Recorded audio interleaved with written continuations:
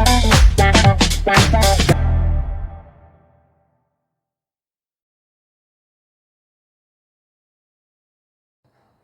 Students, reflection and refraction part 8 light का part है। इसमें आप पढ़ेंगे यूजेस ऑफ कॉनकेव मिरर। तो कॉनकेव मिरर क्या, जिसमें केव होता है, मतलब रिफ्रैक्टिंग सरफेस में केव होता है और बैक साइड में पॉलिश होती है। तो इसका यूज कहाँ कहाँ होता है? पहला, torches, search light and vehicles headlight to get powerful parallel beam of light. तो आप इसको भी रटेंगे नहीं। क्या होता है, देखिए कैसे करता है। टॉर्चेज में यूज होता है, तो कैसे यूज होता है? सपोज मैंने कॉनकेव मिरर लिया, ठीक है, ये हो गया कॉनकेव मिरर। तो पॉलिश कहाँ करेंगे हम? बैक साइड में।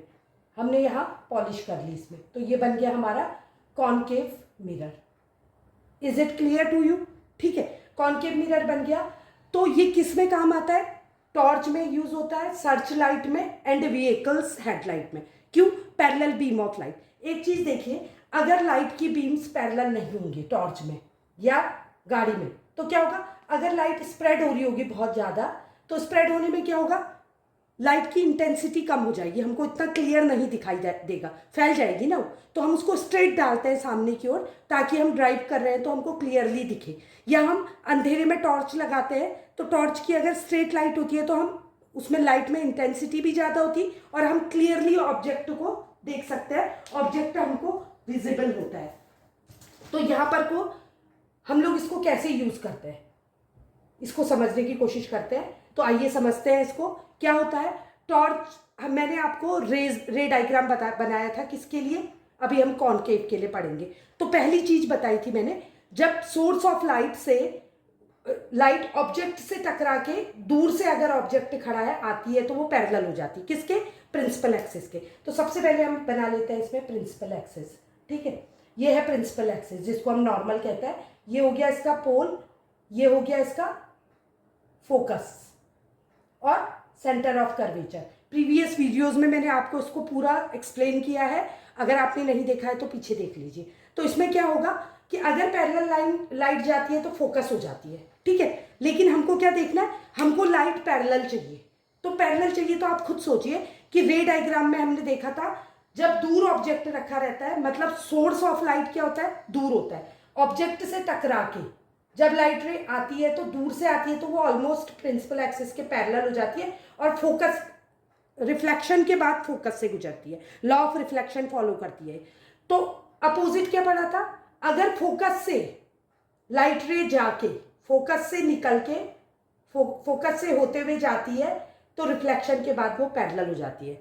आई होप आपको रूल्स क्लियर होंगे। तो यहां हम इसी लॉ को यूज करते हैं। क्या लॉ यूज करते हैं? हम टॉर्च में या हेडलाइट में या व्हीकल्स की हेडलाइट में या सर्च लाइट में क्या करते हैं? एक लेंस लगा देते हैं, जिसके पॉलिश्ड सरफेस के फोकस पे हम एक बल्ब फिट कर देते हैं। तो सोर्स ऑफ लाइट कहाँ हो गया? फोकस पे। दूर होता है तो पैरेलल आती है रे, फोकस पे सोर्स ऑफ लाइट है, तो फोकस से जब लाइट पैदा होगी, जब ये बल्ब जलेगा, ग्लो करेगा, तो क्या होगा? इससे लाइट निकलेगी। जो लाइट इस डायरेक्शन में जाएगी वो क्या होगी? रिफ्लेक्ट होगी, टकराएगी। ठीक है, ये टकराएगी तो कैसे जाएगी? लाइट किससे निकली? बल्ब से। किस डायरेक्शन में गई? टुवर्ड्स, चारों ओर फैलेगी, लेकिन लेंस हमारा मिरर कहाँ लगा? बैक साइड में। तो मिरर से टकराएगी। तो मिरर से टकराने वाली रे क्या होती है? आपने रे डायग्राम सीखा, उसमें क्या बोला था कि जब फोकस से होते हुए रे मिरर से टकराती है, तो टकराने के बाद क्या हो जाती है? पैरेलल हो जाती है। तो ये सारी रेज क्या हो जाएंगी? पैरेलल हो जाएंगी, पैरेलल टू प्रिंसिपल एक्सिस। तो पैरेलल होने से क्या होगा? हमको स्ट्रेट लाइन में लाइट दिखाई देगी, तो हम आराम से, हमारे लिए रोड विजिबल होगी। या आप टॉर्च का यूज कर रहे हो तो स्ट्रेट लाइट पे पड़ेगी, तो क्या होगी? इंटेंसिटी अच्छी होगी उसकी। इसलिए इसका यूज किस में होता है? Torch, search light and vehicles की हेडलाइट में। आई होप आपको ये कॉन्सेप्ट समझ आया होगा। दूसरा है shaving mirrors to see large image of face. जब भी आप शेव करते हो, तो शेव करते हैं जब घर में, कोई भी आपने देखा होगा, पापा शेव करते हैं या भाई से शेव कर रहा है, तो क्या मिरर के एकदम सामने खड़े होते हैं। ठीक है, तो आपको पता है कि जब आप शेव करते हो तो आपको इमेज कैसी दिखाई देती है? उल्टी की सीधी इमेज दिखाई देती है, हमको इरेक्ट इमेज दिखाई देती है। हम उल्टा फेस थोड़ी देखते हैं मिरर में, कैसा फेस दिखता है हमको, सीधा मिरर। तो अगर आप स्पेशली शेविंग मिरर लोगे मार्केट से तो उसमें क्या लगा रहता है, कॉनकेव मिरर। क्यों लगा रहता है, फिर सोचिए क्यों लगा रहता है। क्योंकि जब आप शेविंग करते हो तो आप मिरर के बहुत पास खड़े रहते हो। सपोज ये आप हो, ठीक है, मिरर के पास खड़े हो, इसका मतलब क्या, देखिए आपको इरेक्ट इमेज मिल रही है। तो कॉनकेव मिरर में आपको एक ही कंडीशन में इरेक्ट इमेज मिलती है, जब आप पोल और फोकस के बीच में खड़े हो, जब ऑब्जेक्ट को पोल और फोकस के बीच में रखा जाए। अगर आपको समझ नहीं आ रहा है तो पहले आप इमेज फॉर्मेशन पढ़िए, उसके बाद इसको समझने की कोशिश करिए। तो जब ऑब्जेक्ट कहाँ खड़ा होगा, फोकस एंड पोल के बीच में, यानी मिरर के बहुत पास, तब इमेज कैसी बनती है, बैक साइड में बनती है। और कैसी बनती है, वर्चुअल इमेज बनती है। और वर्चुअल इमेज हमेशा इरेक्ट होती है और कैसी बनती है, बड़ी बनती है, लार्ज इमेज बनती है। यही काम आप सोचोगे कि वर्चुअल इमेज तो हमारी उसमें भी बनती है, कॉन्वेक्स मिरर में। तो हम कॉन्वेक्स मिरर क्यों नहीं यूज करते हैं, क्योंकि कॉन्वेक्स मिरर दो ही इमेज देता है, एक हाईली डिमिनिश्ड, एक डिमिनिश्ड। तो जब आप शेव करोगे तो आप चाहोगे ना आपका फेस प्रॉपर आपको मिरर में दिखाई दे, तो इसलिए आप कौन सा मिरर यूज करते हो, कॉनकेव मिरर। क्योंकि इस कंडीशन में क्या होता है, जब ये बहुत पास होता है तो एक रे जो होती है पी से, पोल से टकरा के रिफ्लेक्ट हो जाती है और पीछे कहीं मिलती हुई प्रतीत होती है। और दूसरी रे कैसे जाती है, दोनों, दूसरी रे सेंटर ऑफ कर्वेचर से होके जाती है और कहाँ चली जाती है, ये हमारा फोकस है, ये सी है, और पीछे कहीं क्या होती है, सामने तो मिलती नहीं है तो पीछे मिलती है। तो इससे किसका फॉर्मेशन होता है, इमेज का फॉर्मेशन होता है पीछे, जिससे हम लार्ज इमेज देख पाते हैं।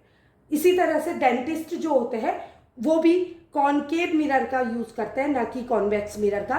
क्योंकि कॉनकेव मिरर क्या करता है, इमेज को बड़ा भी बनाता है, इरेक्ट भी बनाता है, सीधा। देखिए अपोजिट साइड में आपको देखनी है इमेज, क्यों, क्योंकि आप सीधी इमेज देखना चाहोगे, और दूसरी चीज लार्ज इमेज देखना चाहोगे। तो ये काम कौन भी करता है, कॉन्वेक्स मिरर भी करता है, लेकिन उसकी हाईली डिमिनिश्ड और डिमिनिश्ड दो ही इमेज बनती है और इसमें लार्ज इमेज बनती है, इसलिए कॉनकेव मिरर का यूज किया जाता है शेविंग मिरर्स में भी और डेंटिस्ट के द्वारा भी। अब नेक्स्ट यूज है, concave mirrors are used to concentrate sunlight to produce heat in the solar furnace. तो फर्नेस क्या होती है, चिमनी होती है। तो जो सोलर पैनल लगे रहता है, जैसे सपोज सोच लीजिए सोलर कुकर है आपके पास, तो सोलर कुकर में आपको क्या करना है, कोई खाना पकाना है, ठीक है। तो सोलर कुकर में खाना पकाने के लिए आप क्या करते हो, जो सोलर कुकर बना रहता है उसमें क्या होता है, कॉनकेव मिरर होता है। तो कॉनकेव मिरर क्या करता है, मैंने आपको एट द बिगिनिंग बताया था, जो कॉनकेव मिरर होता है वो कन्वर्जिंग मिरर होता है। कन्वर्ज माने लाइट रे को कन्वर्ज करता है फ्रंट में, एलएचएस में, ठीक है। और जो कॉन्वेक्स मिरर होता है वो होता है क्या, डाइवर्जिंग मिरर। क्यों, क्योंकि उसकी इमेज उल्टी साइड बनती है, तो बाहर रियल में जो होती है रेज मिलती नहीं है, डाइवर्ज हो जाती है, जबकि इसमें रियल में फ्रंट में इमेज मिलती है। तो क्या होता है, जब इस कॉनकेव मिरर में सनलाइट पड़ती है, ठीक है, ये सनलाइट है, सोर्स ऑफ लाइट है, जब इस कॉनकेव मिरर में पड़ती है तो दूर से जब सनलाइट आती है तो वो क्या हो जाती है, almost parallel to principal axis. यहाँ से सोर्स ऑफ लाइट यहाँ है, सन यहाँ है, सन से दूर से जब लाइट आती है तो वो, क्योंकि वो कहाँ है, एट इन्फिनिटी पे। आपने इमेज फॉर्मेशन में देखा कि जब इन्फिनिटी से लाइट आती है तो वो ऑलमोस्ट क्या हो जाती है, पैरेलल हो जाती है, किसके, प्रिंसिपल एक्सिस के पैरेलल हो जाती है। तो यहाँ से लाइट क्या आएंगी, पैरेलल आएंगी लाइट रेज। और पैरेलल लाइट्स क्या होती है, जैसे ही रिफ्लेक्ट होती है तो रिफ्लेक्ट होने के बाद कहाँ मिलती है, फोकस पे, एक पॉइंट फोकस पे मिल जाएंगी।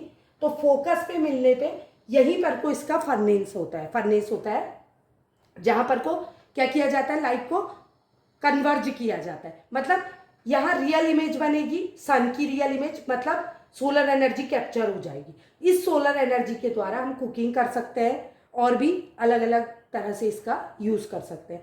आई होप आपको यूजेस ऑफ कॉनकेव मिरर समझ आया होगा। अगर वीडियो पसंद आया तो लाइक, सब्सक्राइब और शेयर करें। Thank you.